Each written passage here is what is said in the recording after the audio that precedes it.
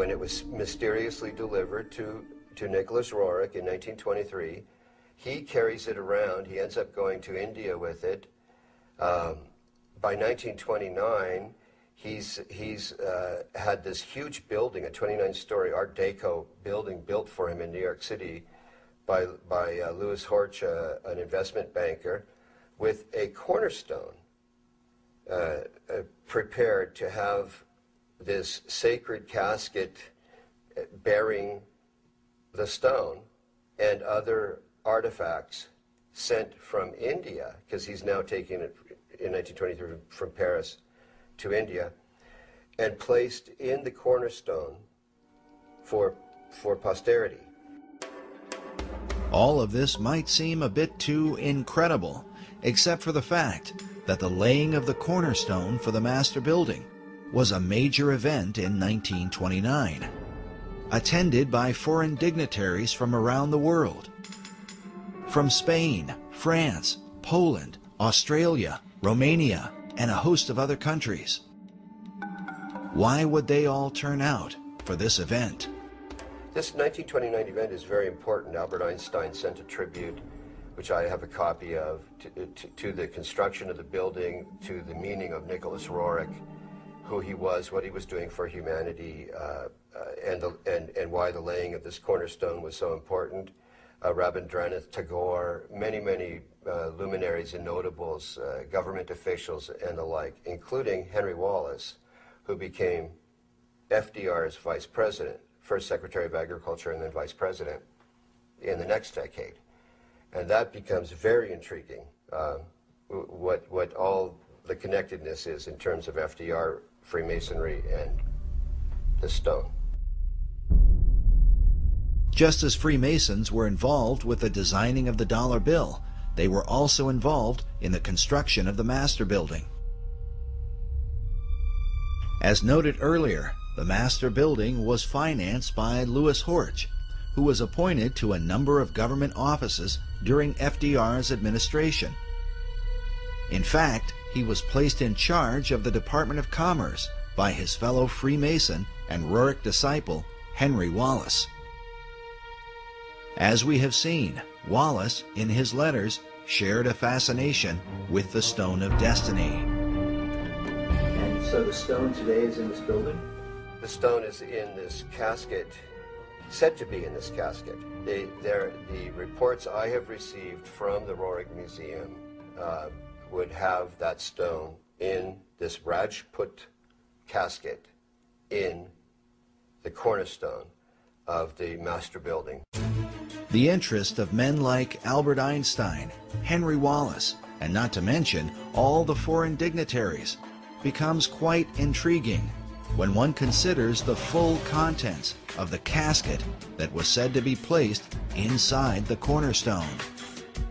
I'm familiar with the ingredients of the Rajput casket by having read letters from Zina Fosdick and her own notebook entries, and also because Aida Tolskaya herself, one of the co-curators of the Roerich Museum, wrote out what Zina Fosdick had stated they had placed in the Rajput casket in Darjeeling before it was delivered to the city of New York to be placed in the cornerstone. As Buff Perry explained, the letter that describes the contents of the casket comes from Zina Fosdick, a longtime devoted disciple of Nicholas Roerich, who would later become the director of the Roerich Museum.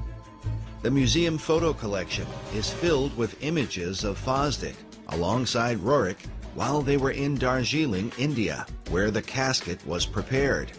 As such, it stands to reason that she would have known the details of what they put inside.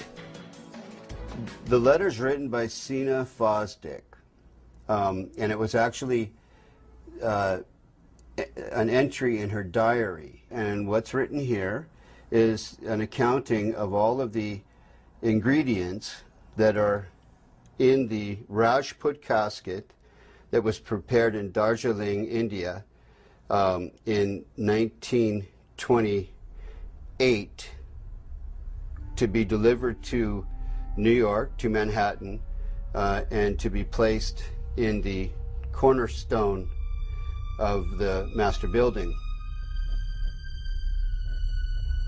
There are a lot of interesting things that were placed in the Rajput casket.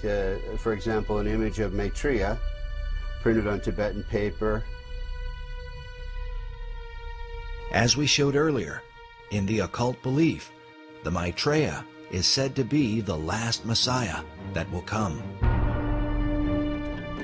The Maitreya is seen as the final deliverer and incarnation in the Buddhist tradition.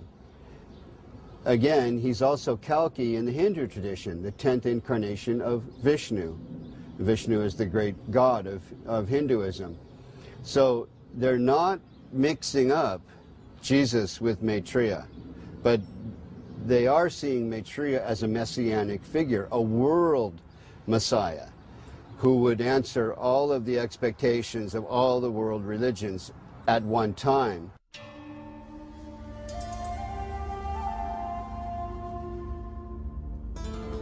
The reason Roerich would not mix up Jesus with Maitreya is because of the New Age belief that Maitreya is the true Christ, while Jesus was only his disciple. This is also the teaching of Scottish mystic Benjamin Creme. Maitreya embodies what we call the Christ principle, the Christ consciousness. And 2,000 years ago, he overshadowed his disciple, Jesus. Jesus was not the Christ, except for 3 years. Over these 3 years, from the baptism to the crucifixion, Jesus was overshadowed by Maitreya. And when he spoke, sometimes it was Maitreya speaking, sometimes it was Jesus. We featured Creme in our last documentary, Riddles in Stone. He is the founder of Share International and has been declaring for more than 30 years that Maitreya would be arriving soon. Maitreya is standing by, ready to come into the world at any moment. When we spoke with Creme in 2006, he had just come from speaking to the United Nations. While I was in New York, I gave a talk at the United Nations, and there was a large group of New York theosophists.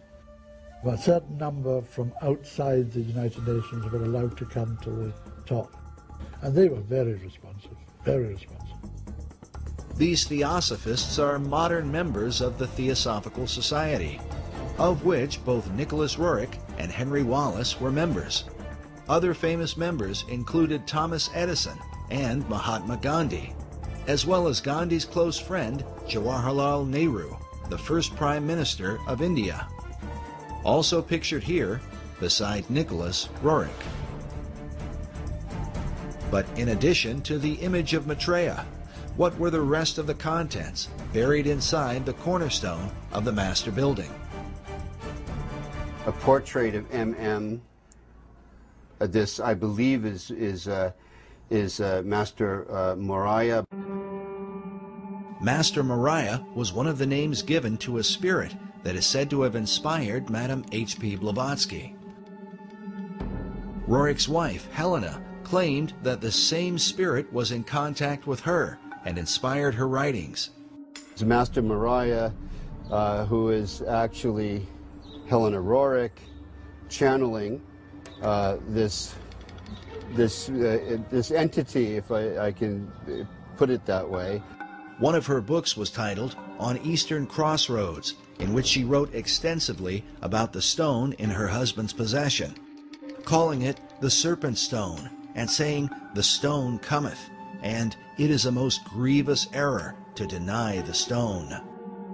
In fact, the quote from one of Henry Wallace's guru letters about the new country that goes forth and the admonition to await the stone comes directly from this book.